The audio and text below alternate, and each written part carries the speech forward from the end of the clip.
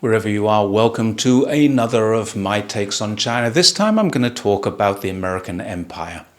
I posted a controversial take on my X account the other day after seeing a Raja Jackson scandal. Now, I can't think of a better word to describe it, but bear with me. This is not about Raja Jackson or wrestling, which, since I was a child, I have hated.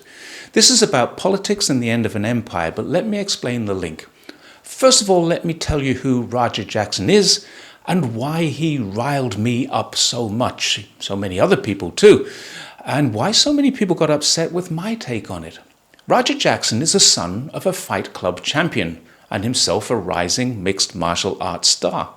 He and a professional wrestler called Sicko Stu had an altercation in a car park, which was then taken into the wrestling ring. Now, it's true that wrestling is a sport which is completely scripted. It's entertainment and nothing more. But there's evidence, and it's quite strong, that the altercation which happened earlier in the day was encouraged by the organizers of this scripted wrestling event to be taken into the ring. It's not known if Sicko, real name Stuart Smith, was on the revised script, but it appeared not. He was taken from behind by Jackson, who entered the ring illegally, thrown to the ground where he appeared already unconscious, and then pummeled several times in the head by Jackson's fist, forearms, and elbows. The result was he ended up in a critical but stable condition in hospital. Now the entire story about that can be put behind us as I explain why this has me so concerned. And I made this comment. If someone gets into the ring as a fighter and then gets hit so hard they go to hospital and or die, then it isn't the fault of the person who hit them. It's the fault of a system that thinks fighting is fun. Fighting isn't entertainment. People get hurt and die. I got a lot of queries about it, many of them telling me it's a sport with rules or it's a risk they know that they can take. One person even replied, "People get hurt in factories. Should we ban factories?" Now, all of these are opinions, and I'm not going to argue with people who have different opinions to me. They're based on different experiences, so there will be no ongoing arguments in my post replies. But what there needs to be is an understanding of why I have this take on it. It isn't simply a case of fighting in the ring that's wrong. It's much, much deeper than that. Historians generally agree that Rome was the last great empire to collapse. Now, before people describe the British Empire as collapsing, bear in mind, much of the control of the British Empire was simply handed over to either the Americans or back to the people they took it from through some kind of quasi-independence or reversal back to the country it belonged to. The empire didn't collapse, it merely fell by changing hands over a 70 to 100 year period dating back to the First World War. How did Rome collapse? Probably one of the greatest causes was the number of wars. They were barbarians. These were different cultured people who rose up against Roman hegemony. Let's look at a comparison today. Venezuela and Iran are on the cusp of US invasions, as they won't fall into line. Cuba and North Korea are both subjects of invasions that the US didn't win and are outliers in the hegemonic system. China has overtaken the empire already in the way that the Eastern Roman Empire overtook the Roman Empire in Rome. In this reason, the USA is already losing or has lost its grip. Korea was first, Vietnam came next, wars in Europe, all because they wanted more and they wanted the people there to have less. Iraq, Syria, Libya, and many African countries where US boots are on the ground. And the largest risk of all to the US is trainers in China's Taiwan, which they recognize as part of China, but is a red line for the People's Republic. The People's Republic have waited patiently for the West to let them handle this internal division. How long will that patience remain? It remains to be seen. Whatever way we view it, there are wars going on in Israel, Ukraine, and American wars are both going badly for American interests. In the case of Ukraine, by losing militarily; in the case of Israel, by losing global support. So what's next? When the wars become too much to handle, they need to make laws to prevent what they define as national security risks internally. Clearly, it should be wrong for a citizen to support and actively assist an enemy.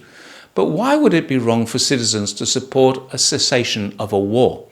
Anyone who does that and speaks out against Ukraine or Israel is deemed to be either pro-Russian or anti-Semitic, and now there are imprisonable offences to prevent this. Channels that support it are closed down, suppressed, and censored. Military expansion, when an empire is growing, is how the empire survives. However, when there are other military powers that are capable of stopping the expansion, then we start to see collapse. This is very definitely the case with Russia, which has outmaneuvered USA's NATO in every way. We also know that China has the capacity to defend against anything the US will throw at it, and the capacity to return better than like for like in armaments. China's already proven this too with electronic jamming equipment that the US can't overcome, hypersonic missiles that the US can't defend against, and a larger, very capable military defense force that would stretch anything the US or its allies could put up against in an invasion of China. The USA's military expansion must be a nightmare to defend at an administrative level. It is by far and away their most expensive budget item, although many would argue social services are. They're paid for through employee contributions, while defense is paid for through general taxation, so it's different. Rome went through a period of over-reliance on slave labor, and that created economic woes, not enough slaves. The US is doing the same in a different way. There is definitely slave labor in the US. There are millions of undocumented workers in many industries those industries rely on them for cheap sources of labor. There are millions of prisoners incarcerated into a system which allows them to be exploited. Now, if those systems were to stop, or they had to make proper payments to the employees, the industries would collapse. There are inefficiencies in the industry that they have to have two things happening. One is massive subsidies to try and bring real laborers back into the country after they've been outsourced, not just to China, but to every Asian country and many Latin American countries. And then there are tariffs, designed to make America great again, but failing miserably as smaller corporations attempt to bear the cost and larger corporations attempt to export their labor to cheaper tariff countries. None of these will bring back work to middle America. Constant wars, favorable taxation for elites, significantly reduce the ability to repay debt, and the US is now sitting on $37 trillion of debt it has no hope of repaying. Rome experienced corruption at all levels of governance, and the political instability followed. The January 6th movement showed us that US is not a stable democracy. We're likely to see more of it in the future. In terms of corruption, look at the legal definition of corruption, then look at the legal definition of lobbying. Both can be interpreted as the same thing. But more importantly, take a look at how rich former senators, congressmen, and women are. And of course, how rich presidents, vice presidents, and secretaries become. It needs a lot of money to get elected, but once there's not only a lot of money to be made, but there are lucrative consultancy contracts in the industries they're supposed to represent after their career has finished. But then comes another of the major reasons why the Roman Empire went down, and the reason I think wrestling, MMA, and other sports even exist. One of the reasons Trump used wrestling stars in his campaign is because the masses love them. Trump is even talking about a fight next year on the White House lawns. The Roman poet Juvenal coined the phrase bread and circuses. The circuses included the colosseums where Christians and criminals and enemies were fed to starving lions. Gladiators fought to the death for entertainment. Dissatisfaction of the masses was removed. These were distractions. People were given bread when there was shortages of food, and gladiators were often glorified as heroes, sometimes even winning their freedom. Now, as well as the bread and circuses for the masses, there were orgies for the elites.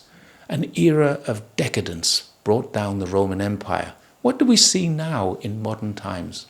The US has an OnlyFans economy. Recent figures indicate that OnlyFans, where content creators earn income through sexual behavior online, has a $6.6 billion turnover. According to an AI search I did on this, Using OnlyFans as an example, only one, the industry is described as not a niche market, but a multi-billion-dollar economy, with this one site alone having 305 million subscribers, 85% of them are paid subscribers, and over 40% of them based in the USA. That's 120 million people paying for gratification online. There are over 4 million content creators on OnlyFans, but 27% of them, 1.1 million, are in the USA. These figures come from Offstats, a recognized tracker of OnlyFans statistics. Then there's what Juvenal called the bread. It was provided free of charge to starving citizens in Rome because there was no welfare system. The US has a welfare system, but it's astonishingly inefficient. Under SNAP's provisions, that's the Supplemental Nutrition Assistance Program, food stamps are provided to over 43 million people. That's 13% of the population. Clearly, this is not enough. There is a surge in demand for food banks where approximately 15.6% of all Americans need to use these due to food shortages. These figures are completely verifiable, and it gets worse. According to the USA's own stats, over the last 5 years, food prices have increased 28%, yet incomes have not. People earning between $100,000 and $150,000 a year require the assistance of food stamps or food banks, and the big, beautiful bill will remove a great many of them from that welfare cap. I'd like to say it's going to get worse before it gets better. The reality is, it's just going to get worse, and there is no better in sight. Circuses appearing on the White House lawn in the form of gladiatorial combat. Orgies online with almost the entire adult male population of the US subscribing to one pornographic site. More than 1 million young people selling views of their naked bodies to provide them with additional income.